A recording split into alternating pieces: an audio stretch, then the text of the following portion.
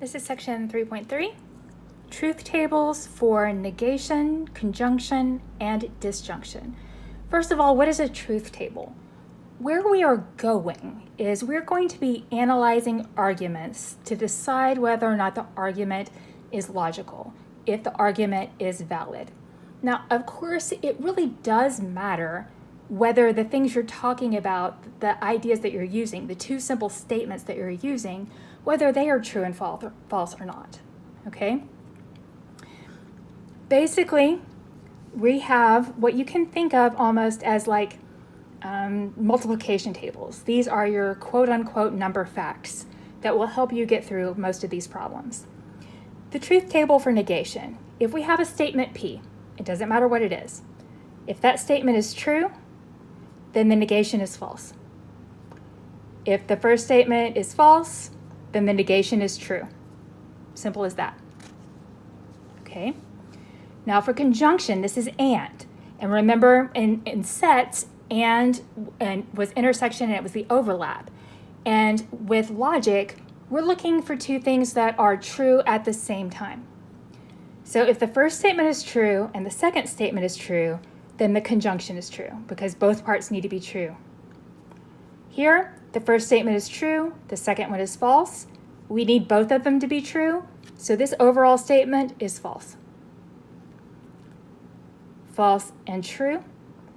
Again, I would need both of them to be true in order for and to be true, so this statement is false as well. False and false is false. Now what this is telling me is anytime anybody makes an argument using the word and, the conclusion is only valid if the first two parts that you're quote-unquote anding is true. Now compare that to disjunction, or. Remember with or, we need to think A or B or both, P or Q or both. So if my first statement is true and my second statement is true, P or Q or both. I have both, so it's true.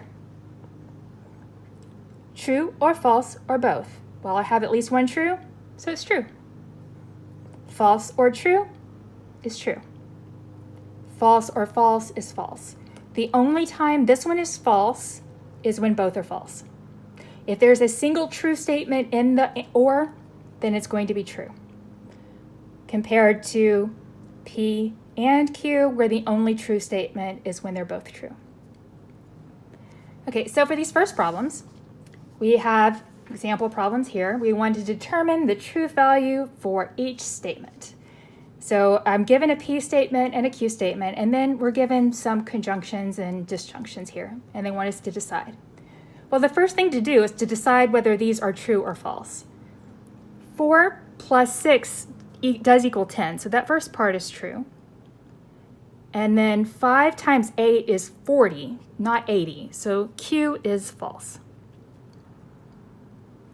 Okay, so we've just evaluated the truth value of our two statements. So this would be like trying to do the line of the truth table that's right here, where P is true and Q is false. So these problems right here are going to correlate with one line of a truth table. So let's look right here. I have P and not Q. What I'm going to do is I'm just going to write true, false underneath it, and we're just going to figure it out. P we know is true, so I have true, and not Q. Well, Q is false, so not Q is true. And then what happens when we have an and there are trues on either side? And trues on both sides is true. So overall, this is a true statement. Okay? Now, let's look at Q and not Q. Well, Q was false, and not Q would be true. And then what happens when we have and we have false and true? False and true, or in this case, well, just this pattern, two statements. I have a false and a true. A false and a true is false. So this is false here. All right. not P or Q. Well, not P. P was true, so not P would be false. Or Q is false. So if we look at the disjunction or the or truth table, what happens when we have two falses? That's when our answer is false. So this overall is false. Now, not Q or not P. Not Q would be true, or not P would be false. So true or false is a true statement. Okay?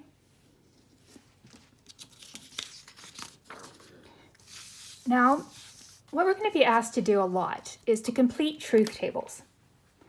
And we're going to be doing it for several different things. And this one is just sort of given to us almost completely set up for us to fill out. I have my P and Q and the normal truth values right here. And we always go in this order because it makes everything easier. Now, if you want some truth tables to use while you're doing your homework, I have uploaded some blank ones of various sizes so that you can just print them out and use them if you wish. All right, what you want to do when you're setting up a truth table is first you have, here I have a P and a Q, so I make sure I do all those combinations of true and false. And then we want to break this up into individual little pieces. We want to figure out basically, just like order of operation, what does the inside equal? And then we're going to do the outside. This is, like there's an addition or a subtraction or something in there. And then this is making it the opposite of it. It's kind of plays the same role as multiplying by a -1. Okay? So this is or. So let's fill out this line. P or Q, if they're both true, this is true. True or false is true. False or true is true. False or false, that one is false. So what I've done now is I've figured out the truth value of the inside for all the possible combinations of true and false. Okay. Now we add the next little bit, which is not, and it's not this line because it's not, we've already figured out what's on the center, so it's not this, which means I just write down the opposite of each of these. F, false, false, false, true.